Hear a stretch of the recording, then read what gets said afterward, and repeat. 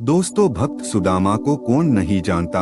सुदामा की भक्ति, भाव और समर्पण का हर कोई दीवाना है। भगवान कृष्ण और भक्त सुदामा की मित्रता सर्वपरिचित है। लेकिन बहुत बार आपके या हर किसी व्यक्ति के मन में ये विचार आता कि भगवान कृष्ण जैसा सुदामा का दोस्त होते हुए भी सुदामा गरीब क्यों था। तो आज की कथा में हम जान लेंगे ऐसा क्यों और उसका आध्यात्मिक और शास्त्रीय कारण क्या था। तो चलिए जान लेते संपूर्ण कथा। अगर आध्यात्मिक दृष्टिकोण से देखा जाए तो सुदामा जी बहुत धनवान थे। जितना धन उनके पास था किसी के पास नहीं था। लेकिन अगर भौतिक दृष्टि से देखा जाए तो सुदामा जी बहुत निर्धन थे। आखिर क्यों? एक ब्राह्मणी थी जो बहुत गरीब निर्धन थी। भिक्षा मांगकर जीवन यापन करती थी। एक समय ऐसा आया कि 5 दिन तक उसे भिक्षा नहीं मिली। वह प्रतिदिन पानी पीकर भगवान का नाम लेकर सो जाती थी। 6वें दिन उसे भिक्षा में 2 मुट्ठी चना मिले। कुटिया पे पहुँचते पहुँचते रात हो गई। ब्राह्मणी ने सोचा अब ये चने रात में नहीं खाऊंगी, प्रातः काल वासुदेव को भोग लगाकर तब खाऊंगी। यह सोचकर ब्राह्मणी चनों को कपड़े में बांधकर रख दिए और वासुदेव का नाम जपते जपते सो गई।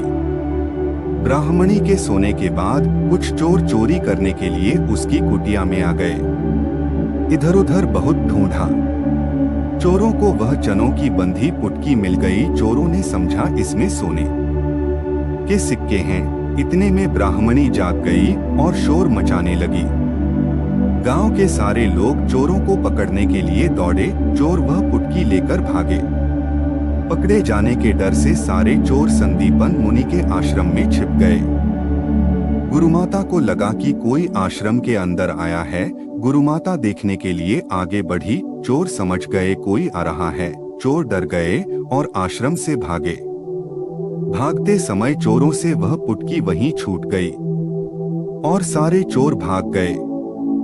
इधर भूख से व्याकुल ब्राह्मणी ने जब जाना कि उसकी चने की पुटकी चोर उठा ले गए तो ब्राह्मणी ने श्राप दे दिया कि मुझ दीनहीन असहाय के जो भी चने खाएगा वह दरिद्र हो जाएगा। उधर प्रातः काल गुरु माता आश्रम में झाड़ू लगाने लगी। झाड़ू लगाते समय गुरु माता को वही चने की पुटकी मिली। गुरु माता ने पुटकी खोल के देखी तो उसमें चने थे। सुदामा जी और कृष्ण भगवान जंगल से लकड़ी लाने जा रहे थे।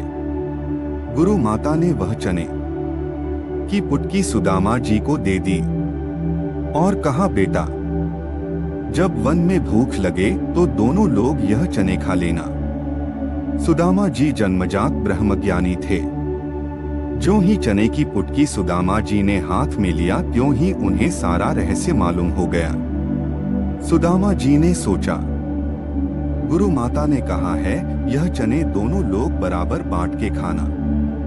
लेकिन ये चने अगर मैंने त्रिभुवनपति श्री कृष्ण को खिला दिए तो सारी सृष्टि दरिद्र हो जाएगी। नहीं नहीं, मैं ऐसा नहीं करूंगा।